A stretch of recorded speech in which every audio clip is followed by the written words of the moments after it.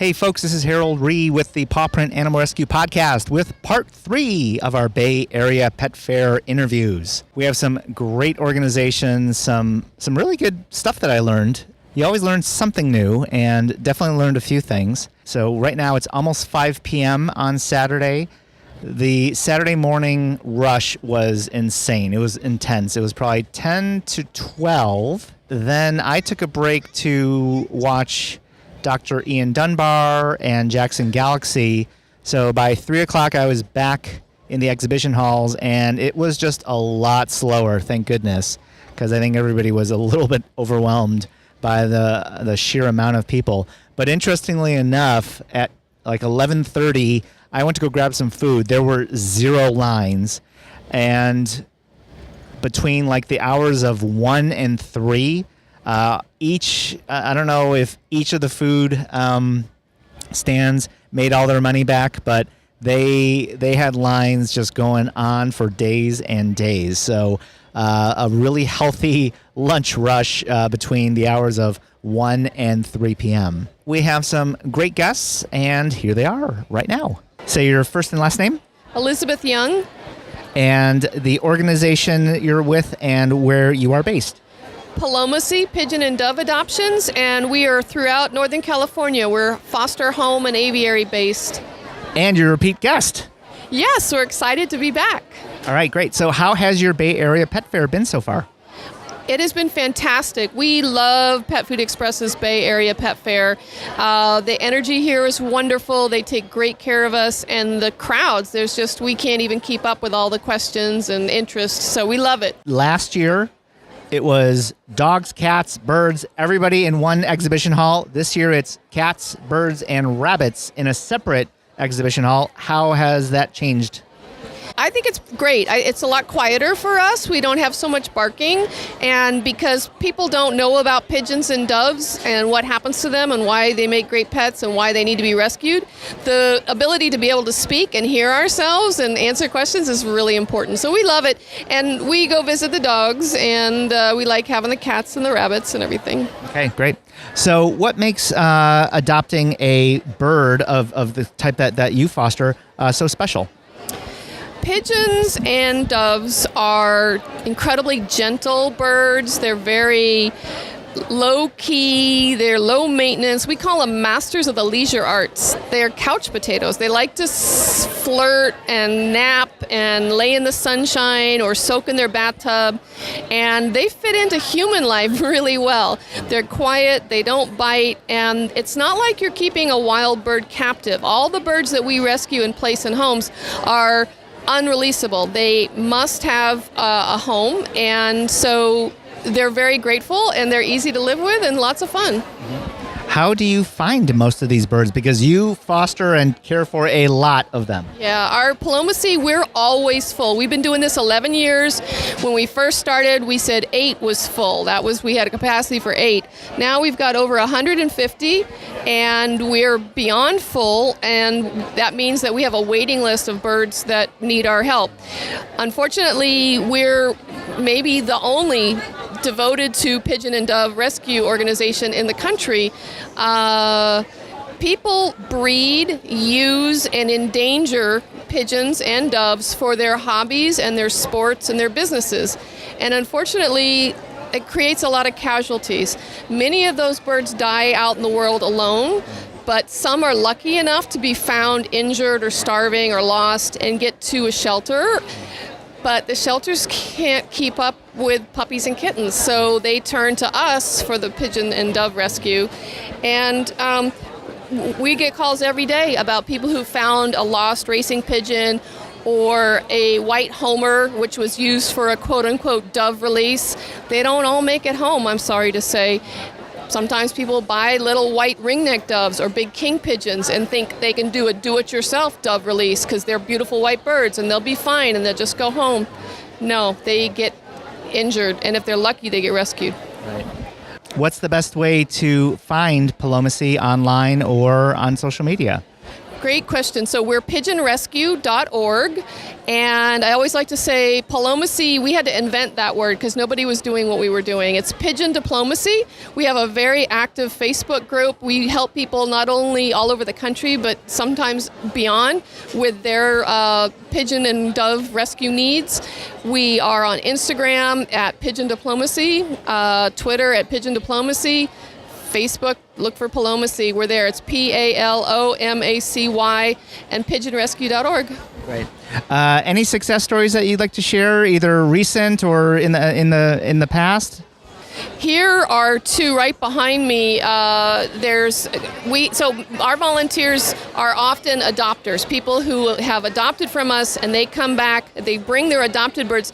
So here today we have Nathan with his little Sophia, and we have Julia with her Milo, and they adopted those birds, and Sophia was actually adopted from the San Francisco ACC. We referred him over there because they had the perfect little pigeon for him. And Milo was adopted through Palomacy, and they're here today meeting people, answering questions, and telling people about these guys, because nobody knows that there are pigeons and doves in need of rescue, and that we have so many that are so adoptable. And you could see like how amazing they are, what great pets they are, and how much their people love them. I'm just trying to think of anything else. So in general, how do pigeons and doves get along with other animals in your household? They do great. So they need to be protected, but it's not that hard. Most of us have dogs and cats and birds. We call them blended families. And so your birds need to have a safe place where they can be protected and not have to worry. But they don't have to stay in their cage in the house all the time. A lot of us have our birds out of the house, out of their cage when we're home with them. And we teach our dogs and cats to let them be, leave them be in peace. If you have them outside, the birds need to be in a predator and rodent-proof aviary. We call it kitty TV. We have cats, people's cats, they lay right on top of the aviaries and they just enjoy. And the birds that's why they're not releasable. They're not scared. They're domestic. So it's not like you're traumatizing them. You just have to protect them. Well, we're talking to Elizabeth Young of Palomacy. You take care of over 150 birds and you still have a full head of hair. Yeah, well, it's not just me. We have a lot of volunteers. We have 33 different foster homes, some as small as fostering one bird, others fostering 30 birds. So we have a lot of wonderful volunteers, and it's a labor of love for all of us. Thank you so much. Thank you. All right. Say your first and last name. Nathan Buchar, Nathan Buchar. Great. And what organization are you with? I'm with Palomacy Pigeon and Dove Rescue. And who is this beautiful bird that I'm looking at right now? This is Sophia. She's my pet pigeon. So just like a cat or a dog, pigeons are a domesticatable animal. So once they spend a lot of time in captivity, or if they're born in captivity, they lose their ability to survive on their own. Right. What makes Sophia special? So Sophia's special because, she's imprinted on me. So she follows me around like a lost puppy. Pigeons really are like lap dogs. They're flock animals. They love to be around you. They're very social, very loving. And honestly, she's just a perfect companion. I don't even consider her a pet. When you're watching TV, where does she hang out? Usually on the bed, on her brick, like on her perch, or usually on my lap or on my shoulder, walking around, eating some seeds. She just hangs out. They're a domestic animal. They just kind of hang out and just love to be with people. Right. Does she prefer Netflix? Does she have a favorite show or music? Actually, this one time my girlfriend and I were making pizza, and we were playing pizza making music, and she really got into it. Because, with a male pigeon, so Sophia here, she's a female bird, and when, male pigeons are flirting or trying to court a female bird, they'll usually use really deep guttural kind of coos. And Sophia, there was this one song that had just the right note, and she was strutting around, doing circles, flying over the place. All right, pizza making music. It's like the AC/DC of pigeons. Okay, awesome. For those for folks who are interested in maybe adopting a pigeon, what does it take? What are some of the things that you need to prepare for? Yeah, it's actually really easy. There's some nuances that come along with having a bird rather than a dog. For one, Teflon cookware, nonstick cookware can be dangerous. But honestly, it's really, I think it's easier than having a cat, honestly. Especially, I mean, a lot of people consider the poop situation to be kind of a turnoff, but actually, on Etsy, you can buy these things called pigeon pants, which are essentially like a harness/diaper. You can change them like 4 times a day. It's really easy, and they make great pets. Awesome. Thank you so much. Say your first and last name. Lucy Brock. And your organization and where you're based. Whis-Purr Rescue in Redwood City, California. And I have to say, I vote this as like the best display. I mean, there's some really cool displays, but this is really cool. You got a little street sign. You got the little area. Who thought this up? Oh, we've been doing it for about 4 years. It was my partner and I that started the rescue. Oh, great. So, where do you tend to get your animals from? We rescue from high-kill shelters, from the community. We have a certain amount of adoptions that return, so we always keep open cages for that as well. In general, how many animals have you been adopting every year? Probably around 200 a year. Are you foster-based, or as you show me right now, you have a yoga room? We have our rescues in Redwood City. We have large cages. So our cages are like 20 by 8 by 5, 15 by 8 by 5, 7 by 8 by 4. So they're big cages, and they have communities of cats in them. They're usually litters or kitties that we integrate together. And then we have 2 rooms. Awesome. So you have this really cool corner of an exhibition hall. What's been your experience at the Bay Area Pet Fair so far? Oh, we love it. We've been here, this is our 4th year, and we hope to come here every year. We usually adopt all our cats. It's usually at the 11th hour because we tend to bring older kittens, but they all go. Right. Are you going to have enough animals for tomorrow? Probably. Okay. You may have to dig them up some more? No, we'll have them. Okay, all right, great. Why is Pet Food Express such a great partner for animal rescue organizations? Well, I know personally they've done a huge thing for Whis-Purr Rescue. Our rescue building that we had was going to be going away, and they actually helped us by paying the rent, and they pay for our food and our litter. They do it amazing. And they still pay for it? They pay for our food and litter. They're amazing partners for it. We are their adoption center for 3 Pet Food Express locations in San Mateo County, and we're so happy that we work with them. They're amazing. Wow, that's amazing. That's a huge testament. What do you think makes animal rescue so important? Well, the alternative to these animals being rescued is euthanasia, and that's just not acceptable. So as many as we can pull and get out of that situation, the better. Is there one particular cat that hasn't or has been in your organization the longest? We did have 2 sisters that were 5 years old when they came in, and they were with us for 5 years, and they went out together. It was what we do with seniors is we do a foster partnership, adoption partnership. So they adopt the cats from us, and they sign up what they want to pay for and what we will pay for. A lot of times we end up with the medical part of it, but at least they get out and they get a home for their lifetime. So when you do your weekly adoption events, whether it's at Pet Food Express or other places, I mean, what kind of people are you looking for? Just people who love animals. It's important for us for our animals to stay indoors, to live a happy, healthy life. And so we look for that. And we just common values. Any success stories? The 5-year-olds is one. There are so many. It's just hard. I can't even think. There was one rescue that we did that was pretty amazing, and that was from one of the shelters in San Jose. And the cat was going to be put down, and he was with a family of 6 others total, and he was like, he seemingly totally feral. But we went ahead and pulled him, and in a week he was sitting on my lap making biscuits, and he's still with us because his family are a little more on the shy side, and we're using him as a model. But he was just like turned out to be the most amazing cat. Finally, what's the best way to find Whis-Purr online or on social media? We have a Facebook page, Whis-Purr Rescue. Whis-Purr.org is our website, and that's WHIS-PURR. Love the creative name. That's great. Thank you so much. Okay, say your first and last name. This is Kay Schmieder. And Kay, what organization are you with and where are you based?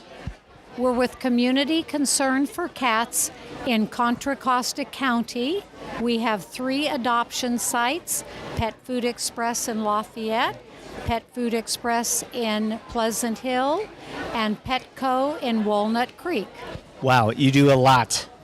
We do our best to help the community cats we rescue off the streets. So with that said, how has your Bay Area Pet Fair experience been so far? This has been absolutely wonderful. We've had several adoptions and have enjoyed the entire experience. Do you like the fact that they've put the cats in a separate exhibition hall as opposed to last year where everybody was kind of all in the same place? Absolutely. This is our first year here, and we have found it to be very pleasant, and we're quite relieved to see that we're with cats and rabbits. Right, and you're in a pretty quiet area. I mean, it's not too loud compared to all the barking in the other places. Yes, I walked through the dog hall and was amazed. It's a little quieter now, but in the morning it was insanity. Why is it important to consider a rescued animal? I've found that rescued animals make the best pets. Somehow they think they know that they have been rescued and they become very loving. And of course, we're trying to control the pet population. We do many, many spays and neuters throughout the year, and it's very important to do that. You know, for those people who don't know, I mean, Community Concern for Cats has been around many years and obviously has a great reputation. I mean, what kind of keeps your you and your colleagues going? Well, I'd say it's a dedicated group of volunteers. We're all good friends, and of course we love cats very much, and that really makes a difference to have the support. Now, as you already mentioned, you are very crucial to the 2 Pet Food Express locations. Why is Pet Food Express such a great partner? They have been very supportive at both the sites, and of course doing a wonderful fair like this is wonderful. They support us in our adoptions and our interviewing of prospective adopters, and if we feel that there is a reason someone should not adopt a cat, they're very supportive of that as well. And in addition, they really help the customers with the shopping, any advice that they need. They're wonderful that way. Hopefully it's a win-win, right? Definitely. Any particular, I know there's a lot of animals, any particular animals that you would either like to highlight or any success stories that you'd like to highlight? Okay, that's a tough one because I just now 5 minutes ago adopted out Sweet William. Sweet William was found on the street with an eye infection all alone, and when we rescue a kitty, any kitty off the street, it's a success story. We've had many cats that have had severe injuries, nurse them back to health, and then they find their forever loving, wonderful homes. So it's just very rewarding. I encourage anyone out there who is able or willing to foster. We could always use that kind of help. Right. So what percentage in general are you helping these cats out through fostering versus keeping them at the stores like a Pet Food Express? Most of our cats are with fosters. We like them in a loving home so that they get comfortable with television sets and fans and familiar family surroundings. So they make it a little easier for the adopter when they've been in that situation. Thank you so much. What's the best way to find Community Concern for Cats online or on Facebook? Yes, we have both a Facebook page and Community Concern for Cats. Our website shows a lot of our cats that are up for adoptions, and also lots of tips on how to care for your cat or a found kitty. Tell us a little bit about this new clinic that you've opened up. About a year ago, we're very excited. We opened up our own clinic. It's in Clayton, Community Concern for Cats, and we spay and neuter on Sundays and Mondays up to 30 plus cats a day, and some on Thursdays. And then we also see medical on Thursdays and Fridays for kitties with medical needs. If people are low income, can they ask for a free neuter or spay?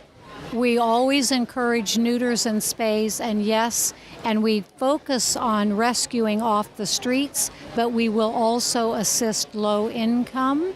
And what they should do is call Community Concern for Cats. We have a hotline. You can find that number on our website, Community Concern for Cats.org. .org. All right. Just say your first and last name. Madison, Hampton. And your organization and where you're based. Contra, Costa, Humane Society, based in Pleasant Hill. Absolutely. And how has your Bay Area Pet Fair been so far? It has been amazing. So many people here. Everyone is so pet friendly and pet savvy. Everyone knows what they're doing and they're responsible pet owners. This is cream of the crop when it comes to adopters. This is all you can hope for your animals. The exposure we're getting out here is amazing. Some of the vendors around here are also friendly. People have great advice for me. I've learned so much, and I work in the rescue industry. People just giving you unsolicited advice. Oh yeah, I've heard so many new things today that I'm going to take with a grain of salt, but it's been a lot of fun. I'm really excited to come back tomorrow. Right. Yeah. I mean, it is amazing to have thousands of people walking by your table. I had no idea how big it was until, last night I came in to set up, and it looked big, but then this morning, thousands of people coming through. You just can't picture it until you're here. Yeah, Saturday afternoon is a lot less crowded than Saturday morning. It was. Oh yeah, when the doors opened this morning, hit the ground running, there were dogs barking, cats meowing, kids screaming. It was the whole 9 yards. And it's just it's almost like too quiet compared to what it was. I know, it's not even empty in here and it feels quiet. What makes a rescue animal so special? Why is it important to consider a rescued animal? Rescue animals are no different than other animals. They're just as deserving. They've just ended in a hard spot, not because of anything they've done, not because of anything they've chosen. These animals are the same as any other animals, just as loving, and there's no reason you would overlook them for any other animals. And they're out here just trying to find their forever home, just like any other animal is. And as a rescue, your heart goes out to all of them, and everyone's here for the same mission, which is great. Everyone here is trying to save these animals, get them off the streets, and also educate people, which has been a huge component of us here today. I'm educating people are educating me, and other organizations have great tools for us as well. But animal rescues are awesome for that reason. That's why I'm in this field. Events like this also make it a lot of fun because these animals all come together and you really see that everyone's working with the same things. And, we see purebred Siamese end up on the streets and people talk about breeding these cats, but they're right here. They're right here. Any success stories, either adopted animals or animals that you have right now up for adoption? Yeah, so we actually had an awesome adoption today. Last week we walked into the local public shelter, and in the feral room, marked as aggressive was this adorable cream Siamese kitten that they had marked as aggressive. And they clipped her ear, and she was off in the corner. We pulled her, and this morning she was adopted by a lovely woman who owns other cats and fell in love with her. And, it's a really 180. This cat was about to be, put down because it was marked aggressive. And it's those kind of things that make it worth being here. And the exposure that cat got this morning really put it in its forever home, and 180 from last week. Okay. What's the best way to find Contra Costa Humane Society online or social media?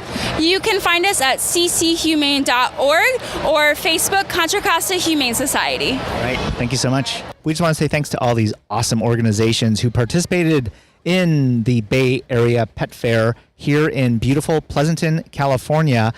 Usually Pleasanton, California is steamy and hot. Actually, not steamy, but just hot. And today, actually, it was a little bit breezy, so I loved the weather. It was sunny, but very comfortable, was not too hot at all. And so I'm really thankful for that. But just want to say thanks to Mike Murray and the great folks at Pet Food Express for holding what it pretty much is North America's largest animal rescue pet fair of this kind. What I don't mention is that when you get here, it's not just rescue organizations, although there are a ton of them, but it is actually a lot of retailers, everything from pet food, pet clothes, human clothes, lots of things from training and behavior, even some, I think, kind of like medicine / kind of remedies. And so some really interesting organizations, even I think a veterinarian association had a table here. State Farm, of all things, had an insurance table. So just some really, really great things. If you're a pet owner, a pet lover, I would imagine you could have actually just kind of hung out here and filled a year's worth of your animal's needs right here, all in one spot. If you want to learn more about the organizations that we interviewed, go to our show notes. Go to thisispawprint.com. You can find all the show notes there. Listen to other episodes of Pawprint on your favorite podcast app, such as Apple Podcasts, Spotify, and YouTube. You can also find us on social media, Facebook and Instagram. And we'll, of course, have lots of tags to all these great organizations because most of them do have Facebook pages and some of them even have Instagram pages. Thanks for listening, folks. Hope next time you can join us at Pleasanton, California at the Alameda County Fairgrounds for the Bay Area Pet Fair. And remember, you spread a positive message of love and peace by saving an animal. Have a great day, everyone, and see you next time on Pawprint.